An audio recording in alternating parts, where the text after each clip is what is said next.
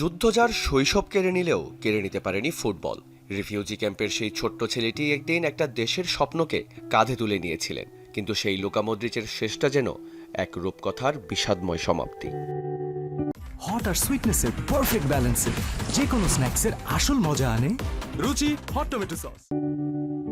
Round of 32 এর match জিতলেই শেষ 16 ticket, কিন্তু ফুটবল বিধাতা যেন আগে থেকেই তৈরি করে রেখেছিলেন এক নির্মম মহাকাব্য। পর্তুগালের কাছে হার, আর তাতেই থেমে গেল ক্রোয়েশিয়ার বিশ্বকাপ যাত্রা। সেই সাথে ফুরিয়ে গেল ফুটবল ইতিহাসের অন্যতম সেরা মিডফিল্ড মদ্রিচের বিশ্বকাপ অধ্যায়। 40 বছর বয়সে এসেও যিনি মাঝমাঠে ছড়ি ঘুরিয়েছেন, সেই লুকাকে আর দেখা যাবে না ফুটবলের সবচেয়ে বড় মঞ্চে। গোল সংখ্যা দিয়ে এই আনসাং হিরোকে মাপাটা বোকামুই হবে। টটেনহামের হয়ে 160 ম্যাচে 17 গোল, কিংবা রিয়ালের জার্সিতে 597 ম্যাচে 43 গোল। এই পরিসংখ্যান মদ্রিচের মাহাত্ম্য বোঝাতে ব্যর্থ, সংখ্যার চেয়ে বড় ছিল তার প্রভাব। মদ্রিচ মানেই তো মাঝমাঠে রিমোট কন্ট্রোল, নিখুঁত পাস, আক্রমণের গতিপথ বদলে দেয়া, আর প্রতিপক্ষের রক্ষণচূর্ণ করা এক জাদুকর। টানা 3 বার ESPN বর্ষসেরা মিডফিল্ডার, আর রিয়াল মাদ্রিদের হয়ে ইউরোপ জয়ের নায়ক তিনি।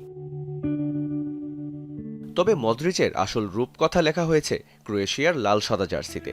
2018 সালে প্রায় একাই দেশকে তুলে নিয়েছিলেন বিশ্বকাপের ফাইনালে।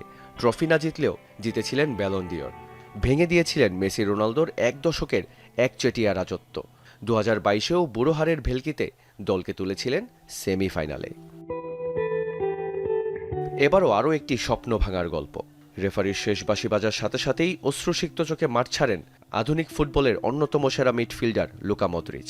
কেরিয়ারের শেষ বিশ্বকাপে মদ্রিচের এই বিদায় হয়তো কোনো ফুটবল ভক্তেরই কাম্য ছিল না, তবে দিন শেষে এটাই ফুটবল, নিষ্ঠুর, সুন্দর এবং অবিশ্বাস্য রোমাঞ্চকর।